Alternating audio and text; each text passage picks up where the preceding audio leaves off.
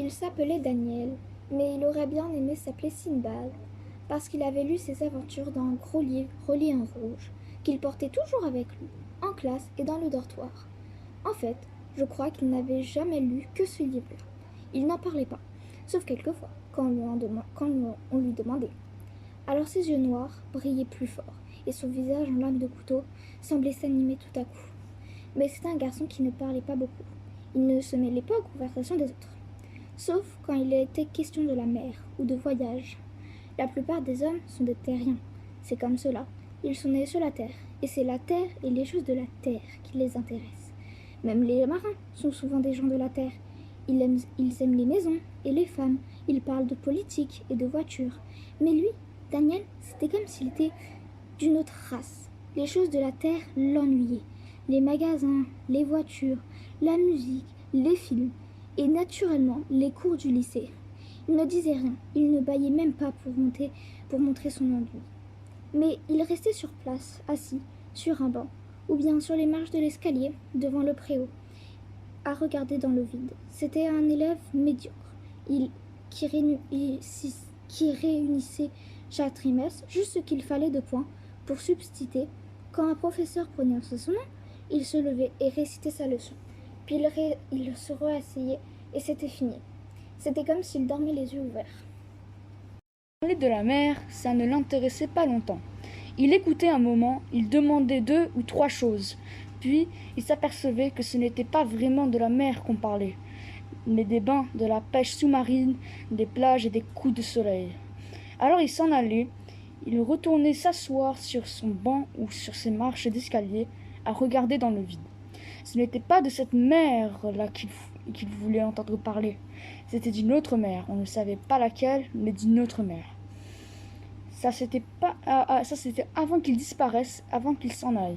Personne n'aurait imaginé qu'il partirait un jour, je veux dire vraiment, sans revenir. Il était très pauvre. Son père avait une petite exploitation agricole à quelques kilomètres de la ville, et Daniel était habillé du tablier gris des pensionnaires parce que sa famille habitait trop loin pour qu'il puisse rentrer chez lui chaque soir. Il avait 3 ou 4 frères plus âgés qu'on ne connaissait pas. Il n'avait pas d'amis, il ne reconnaissait personne et personne ne le connaissait. Peut-être qu'il préférait que ce soit ainsi pour ne pas être lié. Il avait un drôle de visage aigu en lame de couteau et de beaux yeux noirs indifférents. Rien dit à personne, mais il avait déjà tout préparé à ce moment-là, c'est certain. Il avait tout préparé dans sa tête en se souvenant des routes et des cartes et des noms des villes qu'il allait traverser. Peut-être qu'il avait rêvé à beaucoup de choses jour après jour et chaque nuit couché dans son lit dans le dortoir. Pendant que les autres plaisantaient et fumaient des cigarettes en cachette, il avait pensé aux rivières qui descendent doucement vers leur estuaire, aux cris des mouettes, au vent, aux orages qui sifflent dans les mâts des bateaux et aux sirènes des balises. C'est au début de l'hiver qu'il est parti vers le milieu du mois de septembre. Quand les pensionnaires se sont réveillés dans le grand dortoir gris, il avait disparu. On s'en aperçut tout de suite dès qu'on a ouvert les yeux parce que son lit n'était pas défait. Les couvertures étaient tirées avec soin et tout était en ordre. Alors on a dit seulement « Tiens, Daniel est parti », sans être vraiment étonné parce qu'on savait tout de même un peu que cela arriverait. Mais personne n'a rien dit aux autres parce qu'on ne voulait pas qu'ils le reprennent. Les bavards des élèves du cours moyen n'ont rien dit. De toute façon, qu'est-ce qu'on aurait pu dire? On ne savait rien. Pendant longtemps, on chuchotait dans la cour ou bien pendant le cours de français. Mais ce n'étaient que des bouts de phrases dont le sens n'était connu que de nous. Tu crois qu'il est arrivé maintenant? Tu crois? Pas encore. C'est loin, tu sais. Demain? Oui, peut-être. Les plus audacieux disaient. Peut-être qu'il est en Amérique, déjà. Et les pessimistes. Bah, peut-être qu'il va revenir aujourd'hui. Mais si nous nous taisions, par contre, en haut lieu, l'affaire faisait du bruit. Les professeurs et les surveillants étaient convoqués régulièrement dans le bureau du proviseur, et même à la police. De temps en temps, les inspecteurs venaient et ils interrogeaient les élèves, un à un, pour essayer de leur tirer les vers du nez. Naturellement, nous parlions de tout, sauf de ce qu'on savait, d'elle, de la mer. On parlait de montagnes, de villes, de trésors, même de Romanichel, enlèveur d'enfants et de légions étrangères. On disait ça pour brouiller les pistes, et les professeurs et les surveillants étaient de plus en plus énervés et ça les rendait méchants. Le grand bruit a duré plusieurs semaines, plusieurs mois. Il y a eu 2 ou 3 avis de recherche dans les journaux avec le signalement de Daniel et une photo qui ne lui ressemblait pas. Puis tout s'est calmé d'un seul coup, car nous étions tous un peu fatigués de cette histoire. Peut-être qu'on avait tout compris qu'il ne reviendrait pas, jamais. Les parents de Daniel se sont consolés parce qu'ils étaient très pauvres et qu'il n'y avait rien d'autre à faire. Les policiers ont classé l'affaire, c'est ce qu'ils ont dit eux-mêmes. Et ils ont ajouté quelque chose que le professeur et les surveillants ont répété, comme si c'était normal, et qui nous a paru, à nous autres, bien extraordinaire. Ils ont dit qu'il y avait, comme cela, chaque année, des dizaines de milliers de personnes qui disparaissaient sans laissant de traces et qu'on ne retrouvait jamais. Les professeurs et les surveillants répétaient cette petite phrase en haussant les épaules comme si c'était la chose la plus banale du monde. Mais nous, quand on l'a entendu, cela nous a fait rêver. Cela a commencé au fond de nous-mêmes, un rêve secret et envoûtant qui n'est pas encore terminé. Quand Daniel est arrivé, c'était sûrement la nuit, à bord d'un lent train de marchandises qui avait roulé jour et nuit. Pendant longtemps, le train de marchandises circule surtout la nuit, parce qu'ils sont très longs et qu'ils vont très lentement sur une fervoirie à l'autre. Daniel était couché sur la planche dure, enroulé dans un vieux morceau de toile à sac. Il regardait à travers la porte à clair-vieux, tandis que les trains ralentissaient et s'arrêtaient en glissant loin des docks. Daniel avait ouvert la porte, il avait sauté sur la voie et il avait couru long du talus jusqu'à ce qu'il trouve un passage. Il n'avait pas de bagages, juste un sac de plaques bleu marine qu'il portait toujours avec lui et dans lequel il avait mis son vieux livre rouge. Maintenant, il était libre et il avait froid. Ses jambes lui faisaient mal après toutes ces heures passées dans le wagon. Il faisait nuit, il pleuvait. Daniel marchait le plus vite qu'il pouvait pour s'éloigner de la ville. Il ne savait pas où il allait. Il marchait droit devant lui, entre les murs des hangars, sur la route qui brillait à la lumière jaune des réverbères.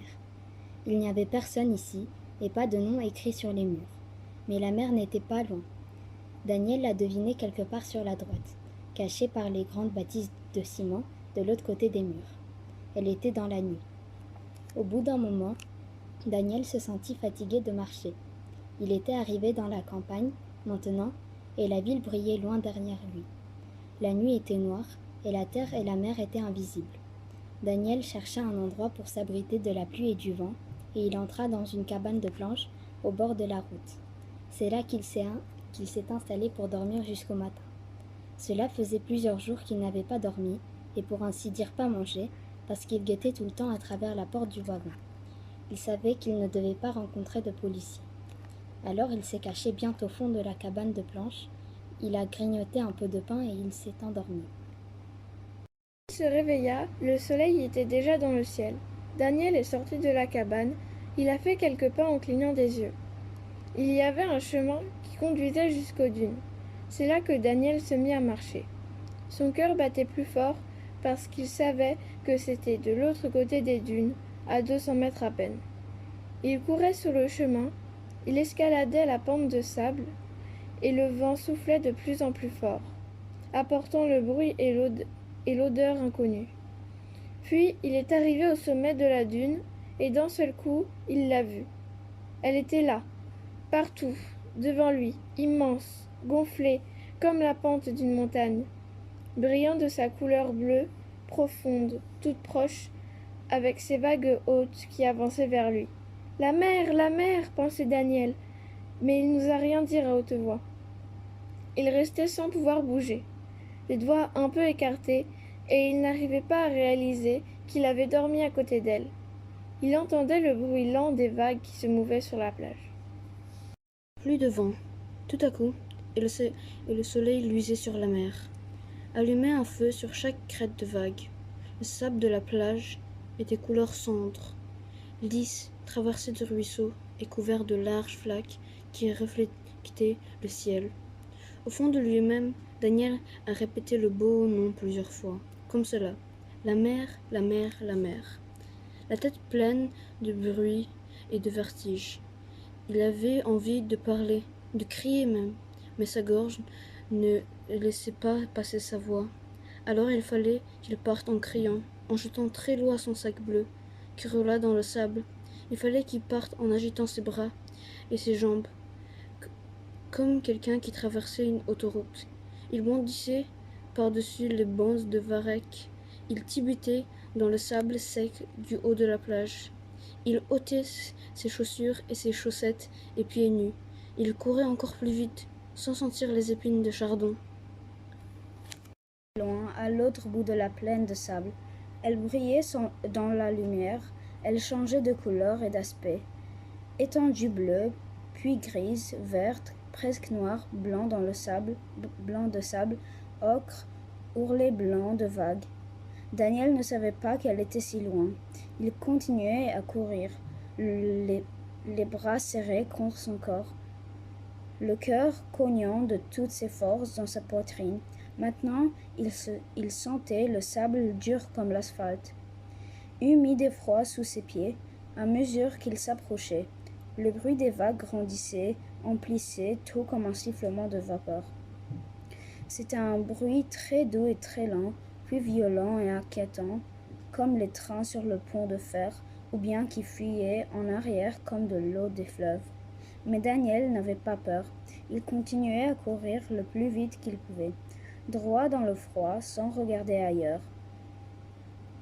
Quand il ne fut plus à quelques mètres de la frange d'écume, il sentit l'odeur des profondeurs et il s'arrêta. Un point de côté brûlait son haine, et l'odeur puissante de l'eau salée l'empêchait de reprendre son souffle. Il s'assit sur le sable mouillé et il regarda la mer monter devant lui presque jusqu'au centre du ciel. Il avait tellement pensé à cet instant-là, il avait tellement imaginé le jour où il la verrait enfin, réellement, pas comme sur les photos ou au cinéma, mais vraiment, la mer tout entière, exposée autour de lui, gonflée avec les gros dos des vagues qui se précipitent et déferlent, les nuages d'écume, les pluies d'embrun en poussière dans la lumière du soleil, et surtout au loin cet horizon courbe comme un mur devant le ciel. Il avait tellement désiré cet instant-là qu'il n'avait plus de force, comme s'il allait mourir ou bien s'endormir. C'était bien la mer, sa mère, pour lui seul maintenant, et il savait qu'il ne pourrait plus jamais s'en aller. Daniel resta longtemps couché sur le sable dur. Il attendit si longtemps qu'il entendit sur le côté sur le côté que la mer commença à monter le long de la pente et vint toucher ses pieds nus. C'est la marée. Daniel bondit sur ses pieds, tous ses muscles tendus pour la fuite. Au loin, sur les brisants noirs, les vagues déferlèrent et un bruit de tonnerre. Avec un bruit de tonnerre. Mais l'eau n'avait pas encore de force. Elle se brisait, bouillonnait au bas de la plage. Elle n'arrivait qu'en rampant. L'écume légère entourait les jambes de Daniel, creusait des puits autour de ses talons. L'eau froide mordit d'abord ses orteils et ses chevilles, puis les insensibilisait. En même temps que la marée, le vent arriva. Il souffla du fond de l'horizon. Il y eut des nuages dans le ciel, mais c'étaient des nuages inconnus, pareils à l'écume de la mer, et le sel voyageait dans le vent comme des grains de sable. Daniel ne pensait plus à fuir. Il se mit à marcher le long de la mer, dans la frange de l'écume. À chaque vague, il sentait le sable filer entre ses orteils, écarter, puis revenir. L'horizon au loin se gonflait et s'abaissait comme une respiration, lançait ses poussées vers la terre. Daniel avait soif. Dans le creux de sa main, il prit un peu d'eau et d'écume et il but une gorgée. Le sel brûla sa bouche et sa langue, mais Daniel continua à boire parce qu'il aimait le goût de la mer. Il y avait si longtemps qu'il pensait à toute cette eau, libre, sans frontières, toute cette eau qu'on pouvait boire pendant toute sa vie. Sur le rivage, la dernière marée avait rejeté des morceaux de bois et de racines pareils à de grands ossements. Maintenant, l'eau les reprenait lentement, les déposait un peu plus haut, les mélangeait aux grandes algues noires. Daniel marchait au bord de l'eau, et il regardait tout avidement, comme s'il voulait savoir en un instant tout ce que la mer pouvait lui montrer. Il prenait dans ses mains les algues visqueuses, les morceaux de coquilles, il creusait dans sa vase le long des galeries des vers, il cherchait partout, en marchant, ou bien à quatre pattes dans le sable mouillé. Le soleil était dur et fort dans le ciel, et la mer grondait sans arrêt. De temps en temps, Daniel s'arrêtait, face à l'horizon, et il regardait les autres vagues qui cherchaient à passer par-dessus les brisants. Il respirait de toutes ses forces pour sentir le souffle, comme si c'était la mer et l'horizon gonflaient ses poumons, son ventre, sa tête, et qu'il devenait une sorte de géant. Il regardait l'eau sombre, au loin, là où il n'y avait pas de terre ni d'écume, mais seulement le ciel libre. Et c'était à elle qu'il parlait, à voix basse, comme si elle avait pu l'entendre. Il disait « Viens, monte jusqu'ici, arrive, viens. Tu es belle, tu vas venir et tu vas recouvrir toute la terre. Les villes, tu vas monter jusqu'en haut des montagnes. Viens avec tes vagues, monte, monte, par ici, par ici. » Puis il reculait pas à pas vers le haut de la plage. Il apprit comme cela le cheminement de l'eau qui monte, qui se gonfle, qui se répand comme des mains le long des petites vallées de sable. Les crabes gris couraient devant lui, leurs pincées levées, légers comme des insectes. L'eau blanche emplissait les trous mystérieux, noyait les galeries secrètes. Elle montait un peu plus haut à chaque vague, elle élargissait ses nappes mouvantes. Daniel dansait devant elle, comme les crabes gris. Il courait un peu de travers, en levant les bras, et l'eau venait mordre ses talons. Puis il redescendait, il creusait des tranchées dans le sable, pour qu'elle monte plus vite, et il chantonnait ses paroles pour l'aider à venir. Allez, monte, allez, vague, montez plus haut, venez plus haut, allez. Il était dans l'eau jusqu'à la ceinture maintenant, mais il ne sentait pas le froid. Il n'avait pas peur. Ses habits trempés collaient à sa peau, ses cheveux tombaient devant ses yeux comme des algues. La mer bouillonnait autour de lui, se retirait avec tant de puissance qu'il devait s'agripper au sable pour ne pas tomber à la renverse, puis s'élançait à nouveau et le poussait vers le haut de la plage. Les algues mortes fouettaient ses jambes, s'enlaçaient à ses chevilles. Daniel les arrachait comme des serpents, les jetait dans la mer en criant « Ah! Ah !» Il ne regardait pas le soleil, ni le ciel. Il ne voyait même plus la bande lointaine de la terre, ni les silhouettes des arbres. Il n'y avait personne ici, personne d'autre que la mer. Et Daniel était libre. Tout à coup, la mer se mit à monter plus vite. Elle s'était gonflée au-dessus des brisons. Et maintenant, les vagues arrivaient, du large sans rien qui les retienne. Elles étaient hautes et larges, un peu de biais, avec leurs crêtes qui fumaient et leur ventre bleu, sombre, qui se creusait sous elles, bordé d'écume. Elles arrivèrent si vite que Daniel n'eut pas le temps de se mettre à l'abri. Il tourna le dos pour fuir, et la vague le toucha aux épaules, passant par-dessus sa tête. Instinctivement, Daniel accrocha ses ongles au sable et cessa de respirer. L'eau tomba sur lui avec un bruit de tonnerre, tourbillon, pénétrant ses yeux, ses oreilles, sa bouche et ses narines. Daniel rampa vers le sable sec, en faisant de grands efforts. Ils étaient si étourdis qu'il resta un moment couché à plat ventre dans la frigeante d'écume sans pouvoir bouger. Mais les autres vagues arrivaient en grondant. Elles levaient encore plus haut. Leurs crêtes et leurs ventres se creusaient comme des grottes. Alors Daniel courut vers le haut de la plage, et il s'assit dans le sable des dunes, de l'autre côté de la badière de Varech. Pendant le reste de la journée, il ne s'approche plus de la mer.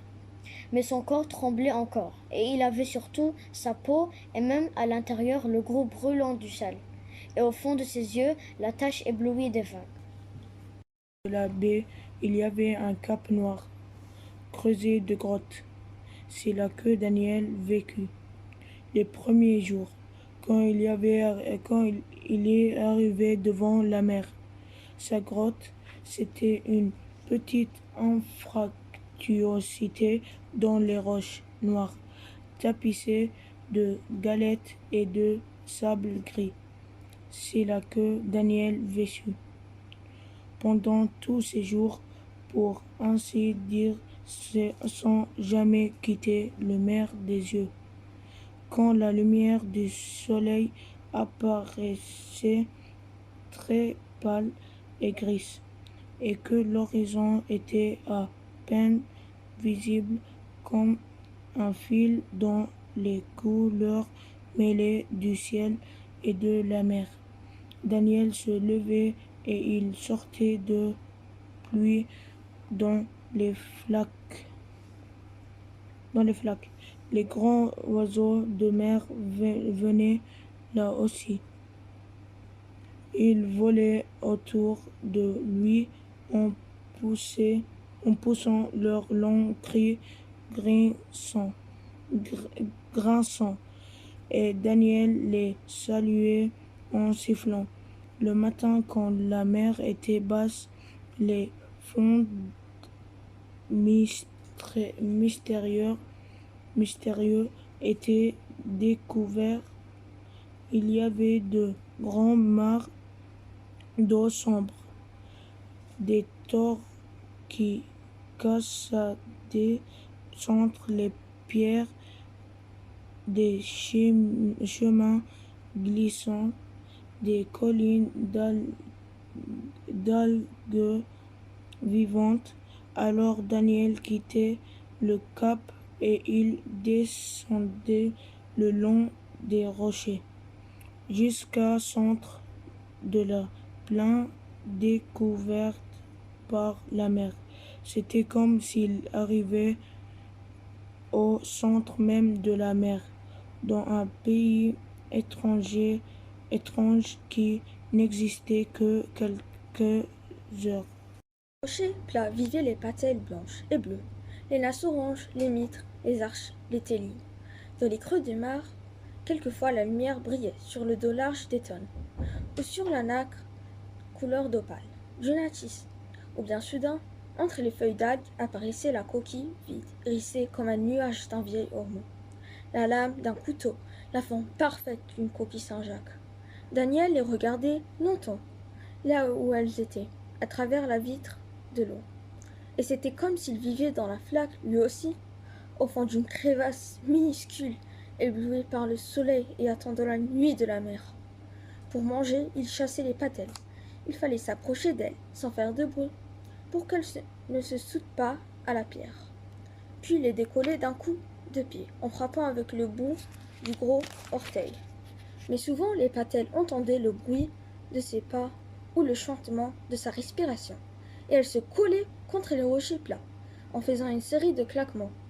Quand Daniel avait pris suffisamment de crevettes et de coquillages, il déposait sa pêche dans une petite flaque, au creux d'un rocher, pour la faire cuire plus tard dans une boîte de conserve sur un feu de varech. Puis il allait voir plus loin, tout à fait à l'extrémité de la plaine du fond de la mer, là où les vagues déferlaient, car c'était là que vivait son ami Poulpe. C'était lui que Daniel avait connu tout de suite, le premier jour où il était arrivé devant la mer, avant même de connaître les oiseaux de mer et les anémones. Il était venu jusqu'au bord des vagues qui déferlant en tombant sur elles-mêmes. Quand la mer et l'horizon ne bougent plus, ne se gonflent plus, et que les grands courants sombres semblent se retenir avant de bondir, c'était l'endroit le plus secret du monde.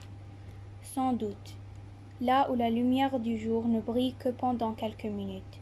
Daniel avait marché très doucement, en se retenant aux parois des roches glissantes, comme s'il descendait vers le centre de la terre. Il avait vu la grande mare aux yeux lourds, où bougeaient lentement les algues longues, et il était resté immobile, le visage touchant presque la surface. Alors il avait vu les tentacules du poulpe qui flottaient devant les parois de la mare. Il sortait d'une faille tout près du fond, pareil et de la fumée, et il glissait doucement sur les algues. Daniel avait retenu son souffle, regardant les tentacules qui bougeaient à peine, mêlés aux filaments des algues. Puis le poulpe était sorti. Le long corps cylindrique bougeait avec précaution. Ses tentacules ondulaient devant lui. Dans la lumière brisée du soleil éphémère, les yeux jaunes du poulpe brillaient comme du métal sous les sourcils proéminents. Le poulpe avait laissé flotter un instant ses longs tentacules au disque violacé, comme s'il cherchait quelque chose. Puis il avait vu l'ombre de Daniel penchée au-dessus de la mer, et il avait bondi en arrière en serrant ses tentacules et en lâchant un drôle de nuage gris-bleu. Maintenant, comme chaque jour, Daniel arrivait au bord de la mare, tout près des vagues. Il se pencha au-dessus de l'eau transparente et il appelait doucement le poulpe. Il s'assit sur le rocher en laissant ses jambes nues plongées dans l'eau, devant la faille où habitait le poulpe, et attendit sans bouger. Au bout d'un moment, il sentit les tentacules qui touchaient légèrement sa peau, qui s'enroulaient autour de ses chevilles. Le poulpe le caressait avec précaution, quelquefois entre les orteils et sous de la pente des pieds, et Daniel se mettait à rire. « Bonjour Wyatt, dit Daniel. Le poulpe s'appelait Wyatt, mais il ne savait pas son nom, bien sûr. Daniel lui parlait à voix basse pour ne pas l'effrayer. Il lui posait des questions sur ce qui se passe au fond de la mer, sur ce qu'on voit quand on est en dessous des vagues. Wyatt ne répondait pas, mais il continuait à caresser les pieds et le suivi de Daniel, très doucement, comme avec des cheveux. Daniel aimait bien. Il ne pouvait jamais devoir très longtemps, parce que la mer montait vite.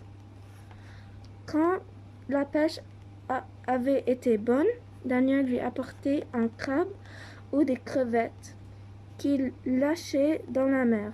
Les tentacules gris jalissaient comme des fouets, saisissaient les poirets et les remenaient vers le rocher. Daniel ne voyait jamais le poulpe manger. Il restait presque toujours caché dans sa faille noire, immobile, avec ses longs tentacules qui flottent devant lui. Peut-être qu'il était comme Daniel.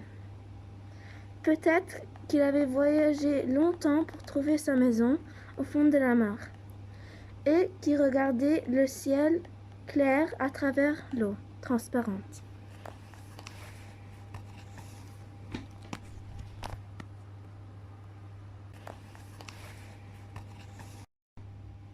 Lorsque la mer était tout à fait basse, il y avait comme une illumination. Daniel marchait au milieu des rochers, sur les tapis d'algues, et le soleil commençait à se réverbérer sur l'eau et sur les pierres.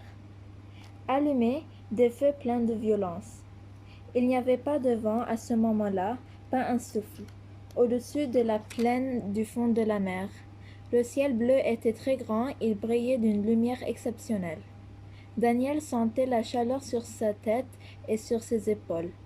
Il fermait les yeux pour ne pas être aveuglé par le miroitement terrible.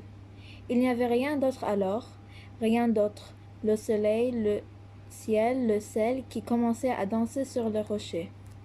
Un jour où la mer était descendue si loin qu'on ne voyait plus qu'un mince liseré bleu vers l'horizon, Daniel se mit en route à travers les rochers du fond de la mer. Il sentit tout à coup l'ivresse de ceux qui sont entrés sur une terre vierge et qui savaient qu'ils ne pourront peut-être pas revenir. Il n'y avait plus rien de semblable. Ce jour-là, tout était inconnu, nouveau.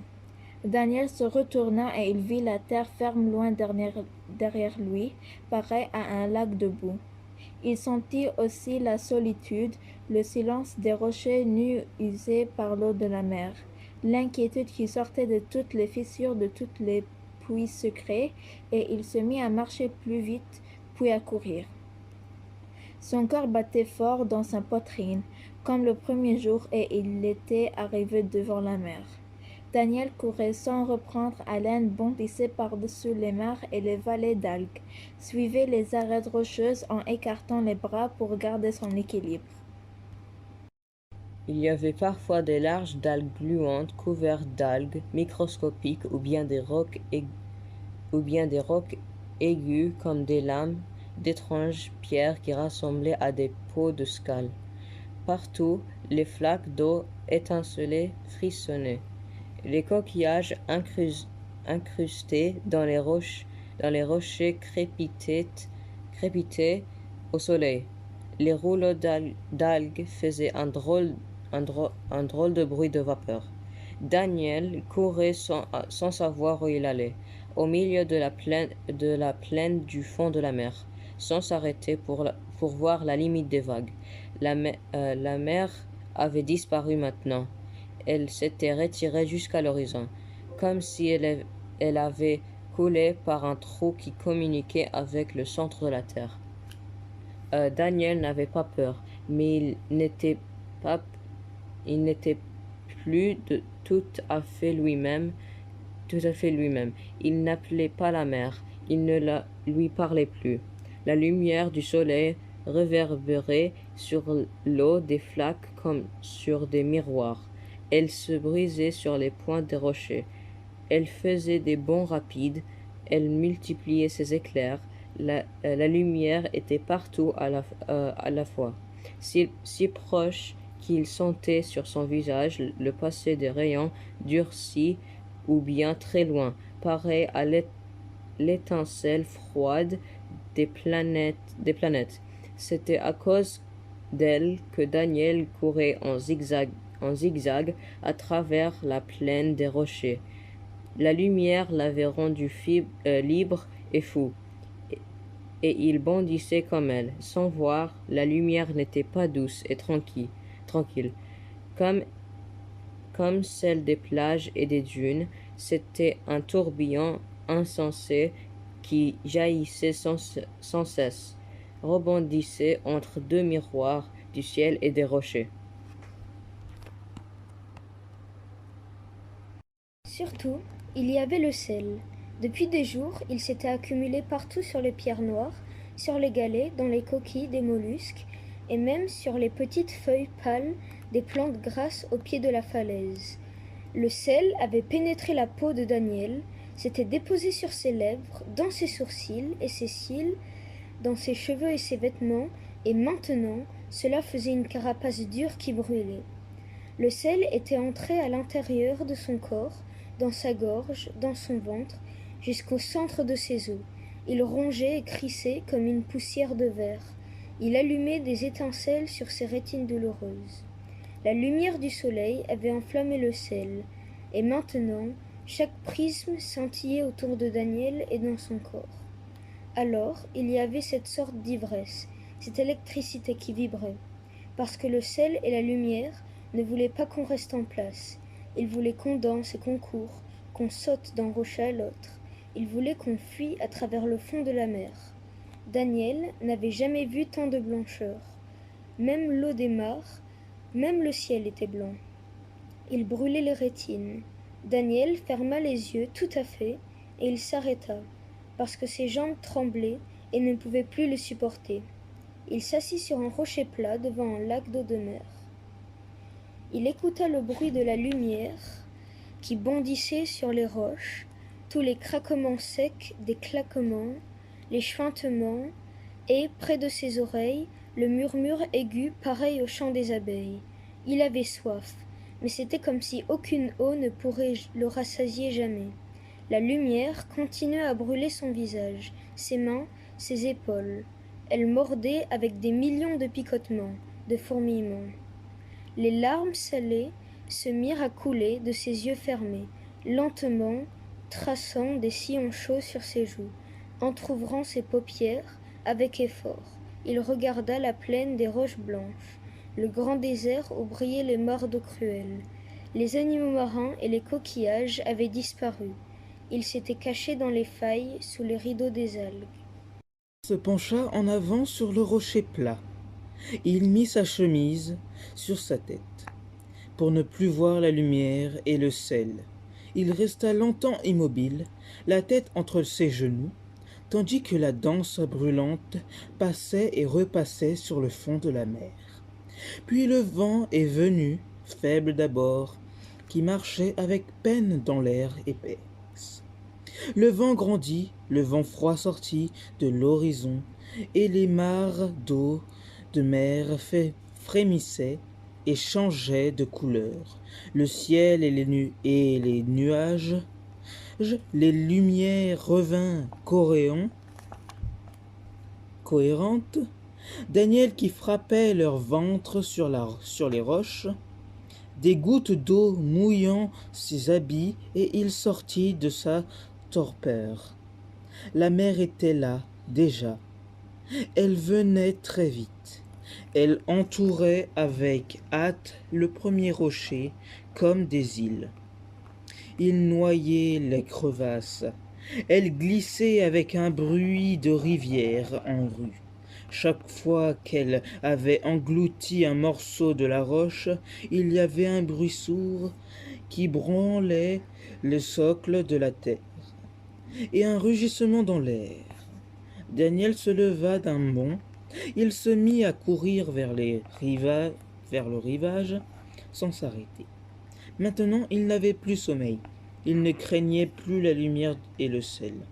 Il sentait une sorte de colère au fond de son corps, une force qu'il ne comprenait pas, comme s'il avait pu briser les rochers et creuser les fissures, comme cela, d'un seul coup de talon. Il courait au-devant de la mer et suivant la route du vent. Et il entendait derrière lui le rugissement des vagues. De temps en temps, il criait, lui aussi, pour les imiter. Rame, rame, car c'était lui qui commandait la mer.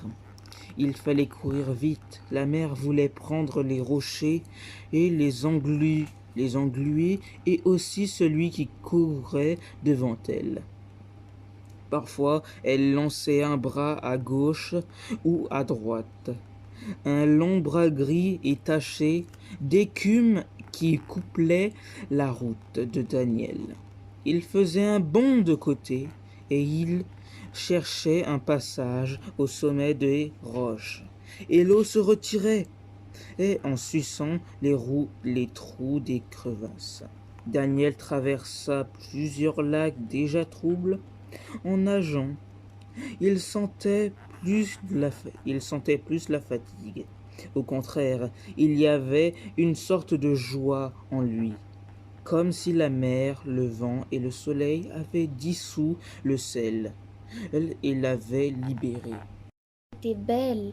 Les gerbes blanches fusaient dans la lumière, très haut et très droit, puis retombaient en nuages de vapeur qui glissaient dans le vent. L'eau nouvelle emplissait les creux des roches, lavait la croûte blanche, arrachait les touffes d'algues. Loin, près des falaises, la route blanche de la place plage brillait. Daniel pensait au naufrage de Sinbad quand il avait été porté par les vagues jusqu'à l'île du roi Mirage. Et c'était tout à fait comme cela maintenant. Il courait vite sur les rochers, ses pieds nus choisissaient les meilleurs passages, sans même qu'il ait eu le temps d'y penser. Sans doute il avait vécu ici depuis toujours, sur la plaine du fond de la mer, au milieu des naufrages et des tempêtes. Il allait à la même vitesse que la mer, sans s'arrêter, sans reprendre son souffle, écoutant le bruit des vagues. Elle venait de l'autre bout du monde, haute, penchée en avant, portant l'écume. Elle glissait sur les roches lisses et elle s'écrasait dans les crevasses. Le soleil brillait de son éclat fixe, tout près de l'horizon. C'était de lui que venait toute cette force. Sa lumière poussait les vagues contre la terre.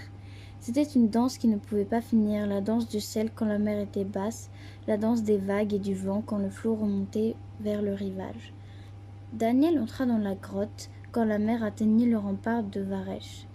Il s'assit sur les galets pour regarder la mer et le ciel, mais les vagues dépassèrent les algues et il dut reculer à l'intérieur de la grotte. La mer battait toujours, lançait des nappes blanches qui frémissaient sur les cailloux, comme une eau en train de bouillir. Les vagues continuèrent à monter, comme cela, une après l'autre, jusqu'à la dernière barrière d'algues et de brindilles. Elles trouvaient les algues les plus sèches et les branches d'arbres blanchies par le sel, tout ce qui était amoncelé à l'entrée de la grotte depuis des mois. L'eau butait contre les débris, les séparait, les prenait dans le ressac. Maintenant, Daniel avait le dos contre le fond de la grotte. Il ne pouvait plus reculer davantage. Alors il regarda la mer pour l'arrêter, de toutes ses forces. Plusieurs fois, les vagues sautèrent par-dessus les remparts d'algues et de débris, éclaboussant le fond de la grotte et entourant les jambes de Daniel. Puis, la mer cessa de monter tout d'un coup. Le bruit terrible s'apaisa. Les vagues devinrent plus douces, plus lentes, comme alourdies par l'écume. Daniel comprit que c'était fini. Il s'allongea sur les galets à l'entrée de la grotte, la tête tournée vers la mer. Il grelottait de froid et de fatigue, mais il n'avait jamais connu un tel bonheur. Il s'endormit comme cela, dans la paix étale. La lumière du soleil baissa lentement, comme une flamme qui s'éteint. Après cela, qu'est-il devenu? Qu'a-t-il fait tous ces jours, tous ces mois dans sa grotte devant la mer? Peut-être qu'il est vraiment parti pour l'Amérique ou jusqu'en Chine, sur un cargo qui allait lentement de port en port, d'île en île. Les rêves qui commencent ainsi ne doivent pas s'arrêter. Ici, pour nous, qui sommes loin de la mer, tout était impossible et facile. Tout ce que nous savions, c'est qu'il s'est passé quelque chose d'étrange. C'était étrange parce que cela avait un aspect illogique qui démentait tout ce que les gens sérieux disaient. Et c'était tellement agité en tous sens pour retrouver la trace de Daniel Sinbad.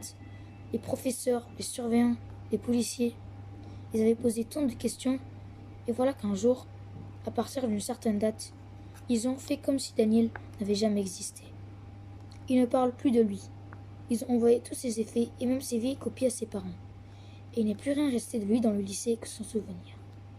Et même de cela, les gens ne voulaient plus. Ils ont recommencé à parler de choses et d'autres, de leurs femmes et de leurs maisons, et de leurs autos et des élections cantonales, comme avant.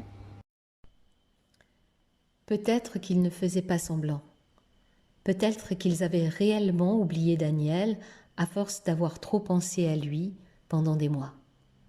Peut-être que s'il était revenu et qu'il s'était présenté à la porte du lycée, les gens ne l'auraient pas reconnu et lui auraient demandé « Qui êtes-vous? Que voulez-vous » Mais nous ne l'avions pas oublié.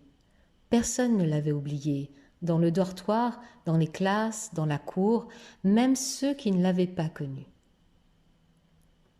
Nous parlions des choses du lycée, des problèmes et des versions, mais nous pensions toujours très fort à lui, comme s'il était réellement un peu Sinbad et qu'il continuait à parcourir le monde. De temps en temps, nous nous arrêtions de parler et quelqu'un posait la question, toujours la même. « Tu crois qu'il est là-bas » Personne ne savait au juste ce que c'était là-bas, mais c'était comme si on voyait cet endroit, la mer immense, le ciel, les nuages, les récifs sauvages et les vagues et les grands oiseaux blancs qui planent dans le vent. Quand la brise agitait les branches des châtaigniers, on regardait le ciel et on disait avec un peu d'inquiétude à la manière des marins, il va y avoir de la tempête.